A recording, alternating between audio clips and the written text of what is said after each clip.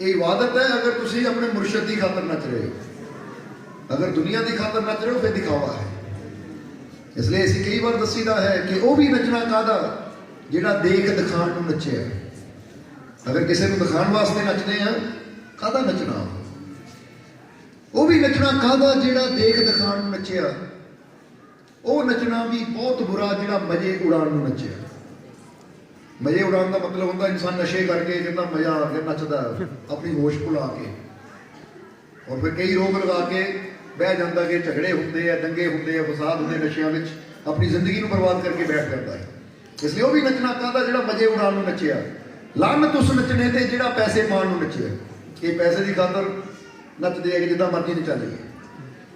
पर बुल्ले शाह की कहते हैं वो भी नचना कहता जिहड़ा देख दिखाण नूं नचिया। वो भी नचना बहुत बुरा जिहड़ा मजे उड़ाण नूं नचिया। लानत उस नचने ते जिहड़ा पैसे पाण नूं नचिया। नचना लख इबादतां जिहड़ा यार बनाण नूं नचिया। बुल्ले शाह कहते हैं और नचना भी लखां इबादतां दे बराबर हो जाता है जिहड़ा अपने यार नूं, अपने मुर्शद नूं, अपने मालिक नूं मनाण नूं नचदा। इसलिए तुहाडीआं लखां इबादतां हो रहीआं है एक पैर ते।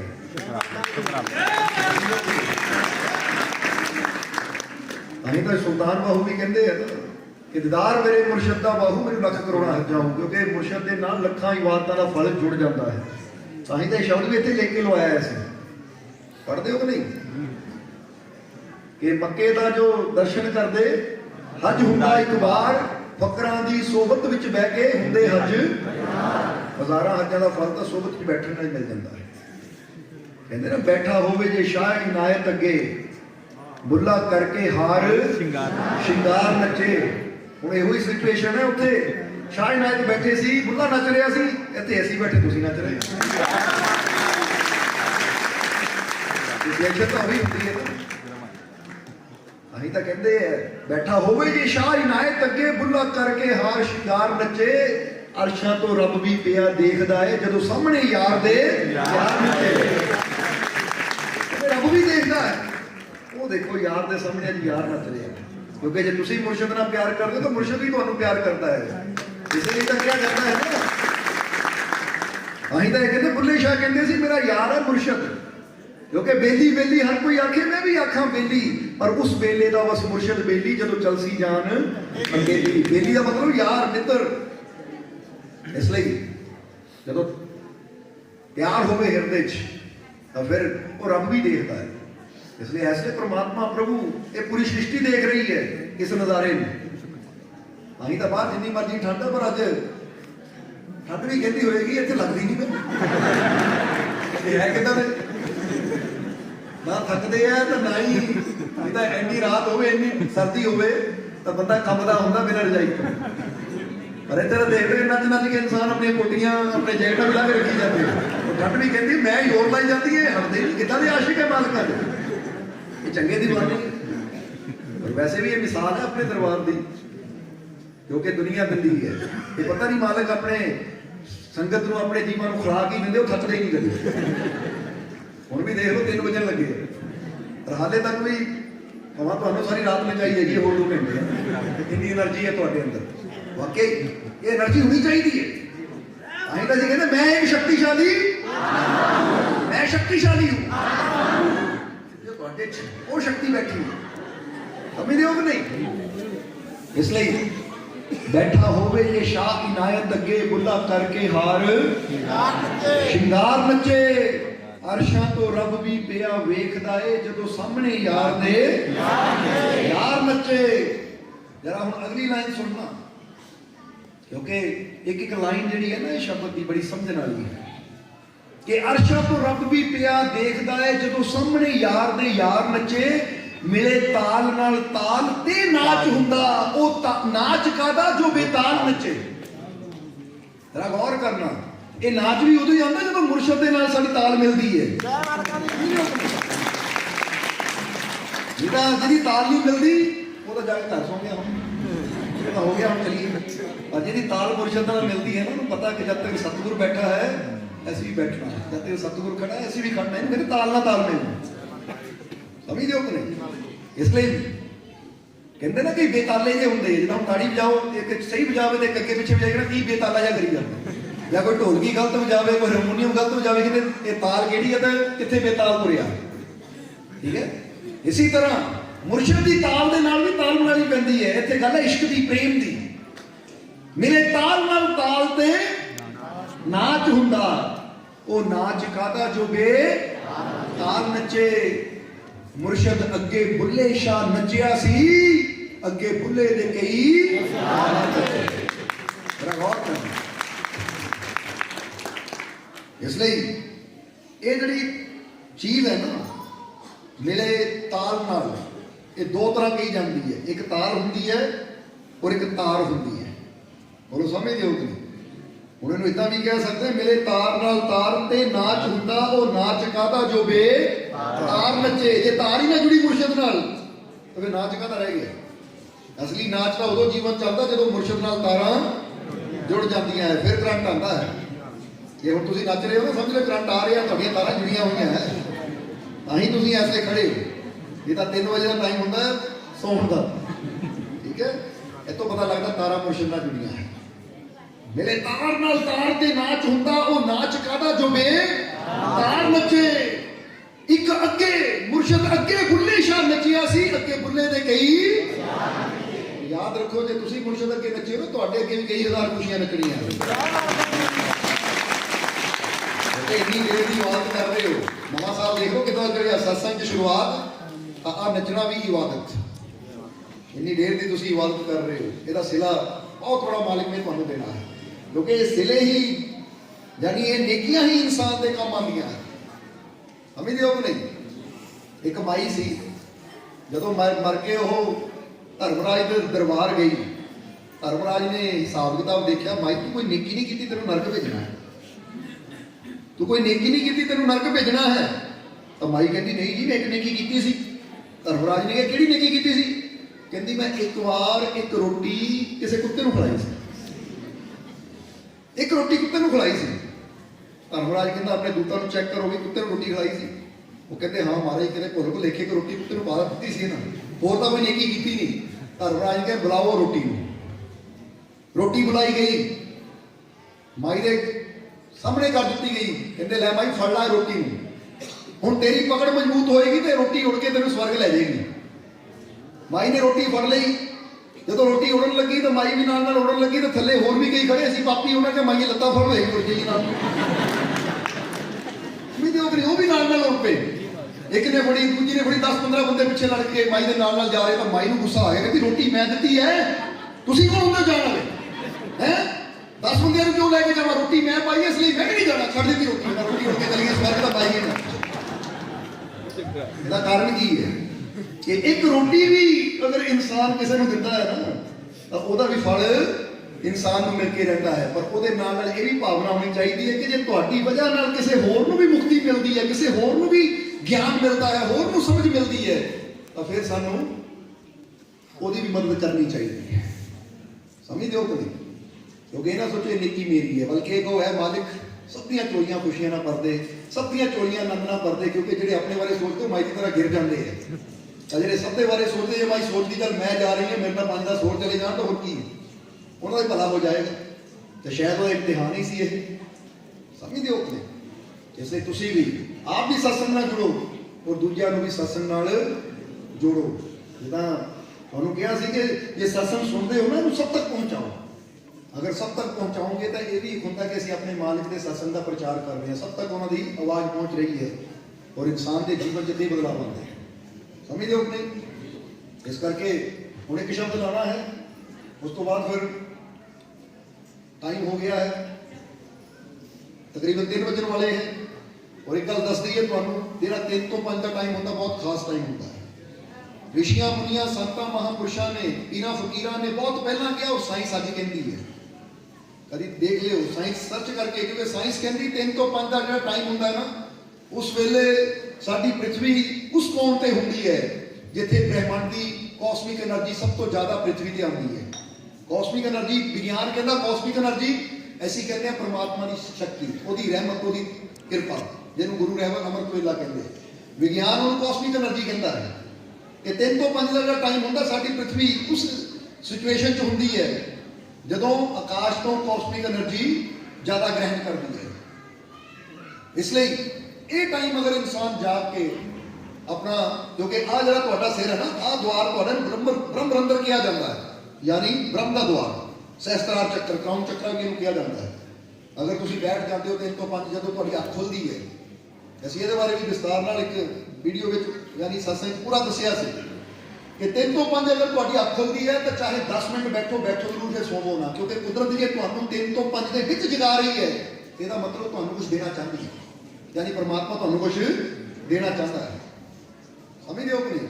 ਕਈ ਵਾਰ ਇਨਸਾਨ ਨੂੰ ਹੋ ਸਕਦਾ ਕੋਈ ਸੁਪਨਾ ਇਦਾਂ ਦਾ ਵੀ ਅੱਖ ਖੁੱਲ ਜਾਵੇ, ਟਾਈਮ ਦੇਖਦਾ ਬੰਦਾ ਉਹ 3:30 ਹੋਏ, ਜਾਂ ਕਈ ਵਾਰ ਬੰਦਾ ਵਾਸ਼ਰੂਮ ਜਾਣ ਨੂੰ ਉੱਠਦਾ ਹੈ, ਟਾਈਮ ਕਿੰਨਾ ਹੋਇਆ, 3:30 ਹੋਏ ਜਾਂ 3:45 ਹੋਏ। ਕਈ ਵਾਰ ਬੰਦੇ ਨੂੰ ਹੁੱਦਾ ਅੱਖ ਖੁੱਲ ਜਾਂਦੀ ਹੈ, ਗਰਮੀ ਲੱਗ ਕੇ, ਸਰਦੀ ਲੱਗ ਕੇ। ਜੇ ਟਾਈਮ ਦੇਖੋ ਕਿ 3 ਤੋਂ 5 ਦੇ ਵਿੱਚ ਜੀ ਅੱਖ ਖੁੱਲ ਰਹੀ ਹੈ ਤਾਂ ਉਹ ਟਾਈਮ ਫਿਰ ਇਹਦਾ ਮਤਲਬ ਜਗਾਇਆ ਹੈ ਸਾਨੂੰ, ਕੋਈ ਰਾਜ ਹੈ। ਅਸੀਂ ਬੇਸ਼ੱਕ ਹੱਥ ਨੂੰ ਧੋਣ ਦੀ ਹਿੰਮਤ ਹੈ ਨਹੀਂ, ਧੁੱਪਦੀ ਬਹਿ ਜਾਓ, ਪਰ ਮੌਕਾ ਗਵਾਓ ਨਾ। 10 ਮਿੰਟ ਬੈਠੋ, 15 ਮਿੰਟ ਬੈਠੋ, 20 ਮਿੰਟ ਬੈਠੋ, ਚਾਹੇ ਮਨ ਜਿੱਧਰ ਮਰਜ਼ੀ ਦੌੜੇ, ਪਰ ਤੁਸੀਂ ਬੈਠ ਜਾਓ ਆਪਣਾ ਸਿਰ ਯਾਨੀ ਉੱਪਰ ਆਕਾਸ਼ ਦੀ ਤਰਫ ਕਰਕੇ, ਯਾਨੀ ਚੌਂਕੜੀ ਮਾਰ ਕੇ ਜਾਂ ਜਿੱਦਾਂ ਵੀ ਤੁਹਾਨੂੰ ਲੱਗਦਾ, ਪਰ ਬੈਠਣਾ ਸਿੱਧੇ, ਅਭੀ ਦੇ ਉੱਪਰ ਪਿੱਠ ਸਿੱਧੀ ਕਰਕੇ, ਕਿਉਂਕਿ ਉਸ ਵੇਲੇ ਕਾਸਮਿਕ એનર્ਜੀ। ਔਰ ਜਦੋਂ ਤੁਹਾਡਾ ਆਹ ਚੀਜ਼ ਉਸ ਟਾਈਮ ਆਕਾਸ਼ ਦੀ ਤਰਫ ਹੁੰਦੀ ਤਾਂ ਤੁਸੀਂ ਇਹ ਕਾਸਮਿਕ એનર્ਜੀ ਜ਼ਿਆਦਾ ਗ੍ਰਹਿਣ ਕਰਦੇ ਹੋ, ਕਿਉਂਕਿ ਜਦ ਵੀ એનર્ਜੀ ਜਾਂਦੀ ਹੈ ਸਾਡੇ ਸਿਰ ਦੇ ਜ਼ਰੀਏ ਅੰਦਰ ਜਾਂਦੀ ਹੈ। ਇਹਨੂੰ ਬ੍ਰਹਮ ਰੰਧਰ ਕਿਹਾ ਜਾਂਦਾ ਹੈ। ਇਸ ਲਈ ਜੇ ਤੁਸੀਂ ਸਰਚ ਕਰੋਗੇ ਬ੍ਰਹਮ ਰੰਧਰ, ਉੱਥੇ ਸਾਰਾ ਆ ਜਾਣਾ। ਤੁਹਾਨੂੰ ਪਿਕਚਰ ਦਿਖਾਣੀ ਉਹਨਾਂ ਨੇ, ਇੱਥੋਂ ਨਾੜੀਆਂ ਬਣੀਆਂ ਜਿੱਦਾਂ ਪੇੜ ਦੀਆਂ ਜੜ੍ਹਾਂ ਹੁੰਦੀਆਂ ਨਾ, ਉਹ ਜੜ ਜ਼ਮੀਨ ਤੋਂ ਪਾਣੀ ਲੈਂਦੀ ਹੈ। ਇਸੇ ਤਰ੍ਹਾਂ ਉਹ ਦੱਸਦੇ ਕਿ ਇਹ ਤੁਹਾਡਾ ਬ੍ਰਹਮ ਰੰਧਰ ਕਾਸਮਿਕ એનર્ਜੀ ਨੂੰ ਆਪਣੇ ਅੰਦਰ ਖਿੱਚਦਾ ਹੈ। ਸਮਝਦੇ ਹੋ ਤੁਸੀਂ? ਇਸ ਕਰਕੇ ਹੁਣ ਅਸੀਂ ਤੁਹਾਨੂੰ ਇਸ ਟਾਈਮ 'ਚ ਇੱਥੇ ਰੋਕਿਆ ਕਿ ਜਿਹੜੀ ਇਹ ਸਭ ਤੋਂ ਜ਼ਿਆਦਾ ਰਹਿਮਤ ਦਾ ਪਲ ਹੁੰਦਾ ਹੈ, ਮਾਲਕ ਦੇ ਚਰਨਾਂ 'ਚ ਖੜੇ ਹੋਵੋ ਤੁਸੀਂ, ਉਹਦੇ ਚਰਨਾਂ 'ਚ ਚਾਹੇ ਬੈਠੇ ਹੋਵੋ, ਖੜੇ ਹੋਵੋ, ਤਾਂ ਕਿ ਇਹ ਰਹਿਮਤ ਦਾ ਜਿਹੜਾ ਆਨੰਦ ਹੈ ਇਹ ਨਵੇਂ ਸਾਲ 'ਚ ਤੁਸੀਂ ਲੈ ਕੇ ਜਾਓ। ਇਸ ਲਈ ਯਾਦ ਰੱਖਣਾ ਹੈ, ਇਹ ਬਹੁਤ ਬੜੀ ਗੱਲ ਦੱਸ ਰਹੇ ਹਾਂ। 3 ਤੋਂ 5 ਅੱਖ ਖੁੱਲੇ ਤਾਂ ਚਾਹੇ ਨਾਮਦਾਨ ਲਿਆ ਨਹੀਂ ਲਿਆ ਫਿਰ ਵੀ ਬੈਠੋ, ਕਿਉਂਕਿ ਕਈ ਜੀਵ ਹੋਣਗੇ ਤਾਂ ਨਾਮਦਾਨ ਨਹੀਂ ਲਿਆ, ਅਸੀਂ ਕਿੱਦਾਂ ਬੈਠ ਕੇ ਸਵਾਸ ਹੀ ਲੈ ਲਓ, ਅੰਦਰ ਲੈ ਲਿਆ ਸਵਾਸ, ਬਾਹਰ ਛੱਡਤਾ, ਅੰਦਰ ਲੈ ਲਿਆ, ਬਾਹਰ ਛੱਡਤਾ, ਪਰ ਬੈਠੋ, ਉਹਦੇ ਨਾਲ ਵੀ ਤੁਹਾਨੂੰ ਬਹੁਤ ਫਰਕ ਪੈ ਜਾਏਗਾ। ਹਾਂ, ਜੇ ਨਾਮ ਦੀ ਦਾਤ ਆਈ ਤਾਂ ਸਿਮਰਨ ਕਰਨਾ ਫਰਕ ਪੈਂਦਾ ਹੀ ਹੈ, ਪਰ ਜੇ ਨਹੀਂ ਮਿਲੀ ਤਾਂ ਵੀ ਬੈਠੋ। ਸਮਝ ਆ ਗਈ ਕਿ ਨਹੀਂ? ਇਸ ਕਰਕੇ ਨਾਲੇ ਜੋ ਸਮਝੌਤਾ ਕੀਤਾ ਸੀ ਯਾਦ ਰੱਖਣਾ, ਉਹਨੂੰ ਭੁੱਲਿਓ ਨਾ। ਤੁਹਾਡੇ ਚਿਹਰੇ ਤੇ ਰਹਿਣੀ ਚਾਹੀਦੀ ਹੈ ਸਮਾਈਲ, ਤੁਹਾਡੀ ਸੋਚ ਰਹਿਣੀ ਚਾਹੀਦੀ ਹੈ ਅੱਛੀ। ਜਿੱਦਾਂ ਦੱਸਿਆ ਅਸੀਂ, ਅੱਛਾ ਸੋਚਣਾ ਹੈ, ਅੱਛਾ ਬੋਲਣਾ ਹੈ, ਅੱਛਾ ਕਰਨਾ ਹੈ, ਔਰ ਚਿਹਰੇ ਤੇ ਰਹਿਣੀ ਚਾਹੀਦੀ ਸਮਾਈਲ। ਔਰ ਜੇ ਤੁਸੀਂ ਵਚਨ ਕਰਦੇ ਹੋ ਇਹ ਚਾਰੀ ਚੀਜ਼ਾਂ ਕਰਨ ਦਾ, ਜਿੱਦਾਂ ਦੱਸਿਆ ਅਸੀਂ ਵਚਨ ਕਰਦੇ ਹਾਂ ਤੁਹਾਡੀ ਸਾਰੀ ਜ਼ਿੰਦਗੀ ਖੁਸ਼ੀਆਂ ਨਾਲ ਭਰਨ ਦਾ। ਅਮੀ ਦਿਓ ਕਿ ਇਸ ਕਰਕੇ ਅਸੀਂ ਆਪਣੇ ਮਨ ਸੋਚੋ ਕਿ ਠੀਕ ਹੈ, ਅਸੀਂ ਆਪਣੇ ਫੇਸ ਤੇ ਸਮਾਈਲ ਰੱਖਣੀ ਹੈ, ਔਰ ਅਸੀਂ ਅੱਛਾ ਸੋਚਣਾ ਹੈ, ਅੱਛਾ ਬੋਲਣਾ ਹੈ, ਅੱਛਾ ਕਰਨਾ ਹੈ। ਬਸ ਇਹ 4 ਚੀਜ਼ਾਂ ਅਗਰ ਜੀਵਨ ਤੁਸੀਂ ਕਰ ਲਓਗੇ ਤਾਂ ਤੁਹਾਡਾ ਪੂਰਾ ਜੀਵਨ ਹੀ ਬਦਲ ਜਾਏਗਾ। ਠੀਕ ਹੈ? ਫਿਰ ਅੱਗੇ ਤਾਂ ਨਹੀਂ ਕੀ ਹੋ ਤੁਸੀਂ?